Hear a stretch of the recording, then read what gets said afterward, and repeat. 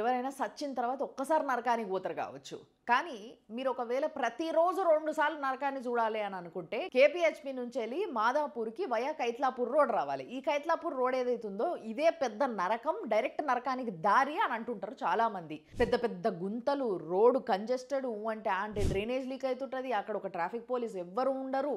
అంత పెద్ద జంక్షన్‌కి ఒక్క ఆయన్నే ట్రాఫిక్ కానిస్టేబుల్ ఉంటాడు. ఆ టర్నింగ్ జంక్షన్ ఏదైతుందో అక్కడ అంత ట్రాఫిక్ ఉన్నా, అంత టైట్ ఉన్నా కూడా, అన్ని గంటలు పడుతున్నా కూడా ఒక్క కానిస్టేబుల్ గాని, ఇంకొకళ్ళు గాని ఎవ్వరు ఉండరు.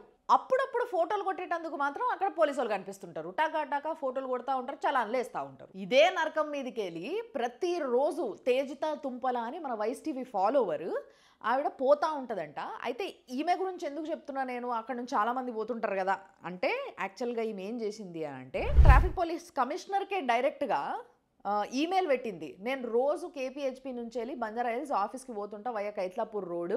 నేను ఎంతమంది కానిస్టేబుల్కి చెప్పినా, ఏసీపీతో మాట్లాడినా, ఏదైతే నంబర్ ఇచ్చిండ్రో కంట్రోల్ రూమ్ ఆ నంబర్కి ఫోన్ చేసినా ఎవ్వరూ పట్టించుకుంటలేరు. చాలా దారుణంగా ఉంటుంది, నా హెల్త్ పాడైపోతుంది, నా ఫ్యామిలీ స్ట్రెస్లో పడుతుంది అని చెప్పేసి ఆమె ఇంత పెద్ద మెసేజ్ రాసింది. నేను ట్యాక్సులు కడుతున్నా గవర్నమెంట్కి అని చెప్పేసి ప్రతిదీ చాలా డీటెయిల్గా ఇది జూలై 3న రాసింది. ఆమెకి ఏ రెస్పాన్సు రాలేదు. దాని తర్వాత నెక్స్ట్ ఆగస్ట్ 25కి కూడా మెయిల్ పెట్టింది. చాలా డీటెయిల్గా అక్కడ ఏం జరుగుతుంది, ఎట్లయితే అక్కడ డ్రైనేజ్ పారుతుంది, ప్రతిరోజు నేను స్కూటీ మీద పోతున్నా, చాలా ప్రాబ్లం అవుతుంది అని ఆ డిపార్ట్మెంట్లో మెసేజ్లు పెడతానే ఉంది, వాళ్ళకి పంపిస్తూనే ఉంది.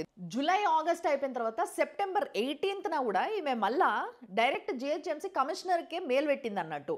అప్పుడు కూడా ఏంది అసలు ఇన్ని ట్యాక్సులు తీసుకుంటుర్రు, రోడ్లు ఇంత చండాలంగా ఉన్నాయి, పట్టించుకోరా మీరు అని చెప్పేసి రాసి లాస్ట్కి then rename the taxes donation, మేము కడుతున్న ట్యాక్స్లని ఇక డొనేషన్ అనుకుంటా పోన్రి అని కూడా విరక్తి వచ్చింది ఆమెకి. సో అట్లా కూడా మెయిల్ పెట్టింది.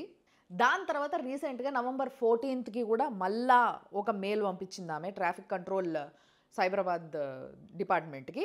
నేను ఈ బాధ భరించలేకపోతున్నా, నాకు చాలా బిల్లులు అవుతున్నాయి, హెల్త్ ఖరాబ్ అవుతుంది, నా బిల్లులన్నీ మీరు కట్టుండ్రి, మీరు బాధ్యత తీసుకుంటలేరు కదా అని చెప్పేసి ఇంట్లో పెట్టింది. సో ఏ విధంగా ఆమె మెసేజ్ పెట్టినా, ఎవరికి ఆమె మెయిల్ పంపించినా రెస్పాన్సిబిలిటీ తీసుకోవాల్సిన వాళ్ళు ఎవ్వరు కూడా రెస్పాన్సిబిలిటీ తీసుకుంటలేరు. అంటే ట్రాఫిక్ పోలీసులు పట్టించుకోరు, జిహెచ్ఎంసీ వాళ్ళు పట్టించుకోరు, ఆఖరికి అదే రోడ్డు మీదకి వెళ్ళి అప్పుడప్పుడు అసెంబ్లీకి, బంజారా హిల్స్కి, జూబ్లీ హిల్స్కి ట్రావెల్ చేసే ఎమ్మెల్యే కూడా పట్టించుకోడు. మరి ఏం పట్టించుకుంటారు?